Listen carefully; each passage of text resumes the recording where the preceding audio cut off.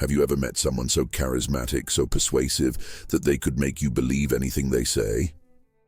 Now imagine that, but with someone whose only goal is destruction.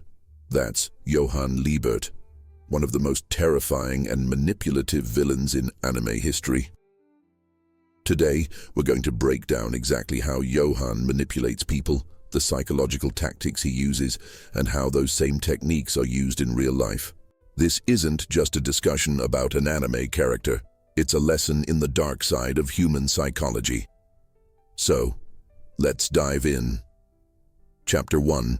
The Power of Silence. One of Johan's most chilling tactics is his use of silence. He knows when to speak, and more importantly, when not to speak. Think about that scene with the drunk man in the library. Johan just listens, barely saying a word, letting the man talk himself into deeper and deeper despair. And when he finally does speak, it's a whisper of encouragement towards self-destruction. This works because silence creates tension. It makes people uncomfortable. And when someone is uncomfortable, they start filling in the gaps. In real life, this is a tactic used in interrogation rooms, negotiations, even sales tactics.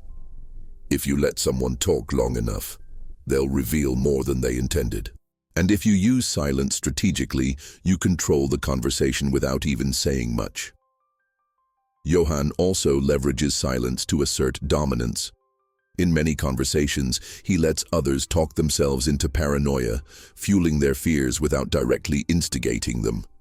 This is a common psychological trick used by manipulators in high-stakes environments. Chapter 2. Gaslighting and Rewriting Reality. Johan has a terrifying ability to make people doubt their own reality. He twists facts, plants ideas, and slowly makes people question their own sanity. A prime example? The way he manipulates Schuwald's son, Karl. Johan creates a false sense of security, then drops subtle hints that make Karl question everything. He turns Karl's fears into reality, making him feel like he was always meant to suffer. Gaslighting like this happens all the time in real life.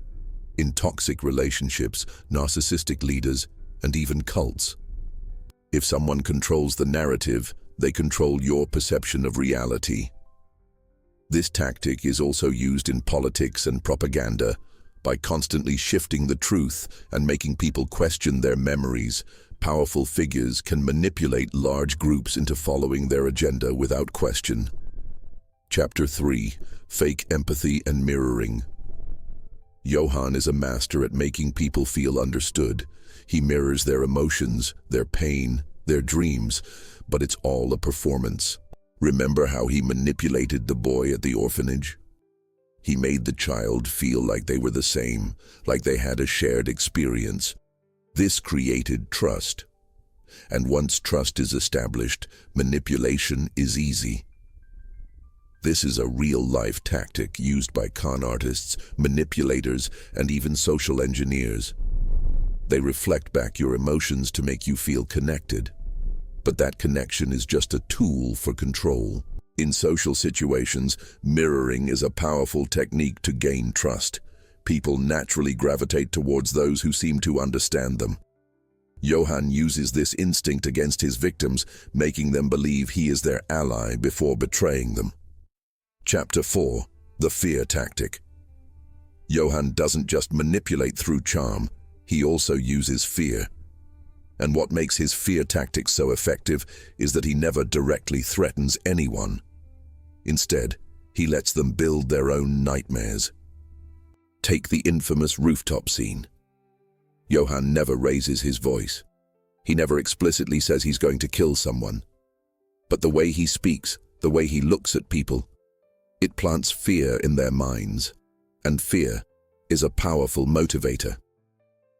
In real life, this is used by authoritarian leaders, high-pressure salespeople, even abusive partners. When someone makes you feel fear without actually threatening you, they hold all the power. Johan also plays on people's paranoia.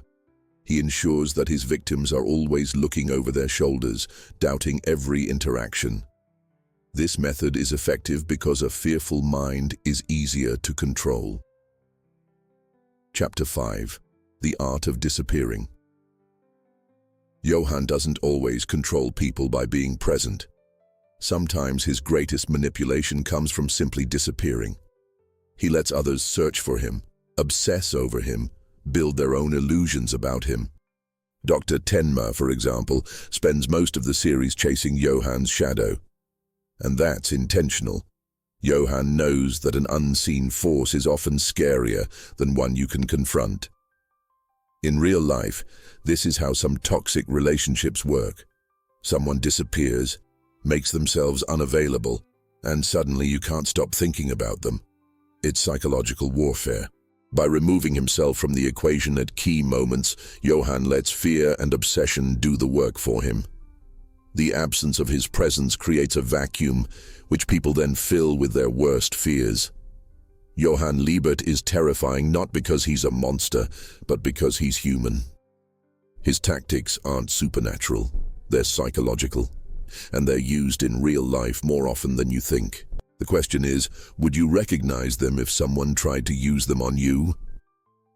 If you enjoyed this breakdown, don't forget to like, subscribe, and let me know in the comments, which of Johan's tactics do you think is the most dangerous? Thanks for watching, and I'll see you in the next video.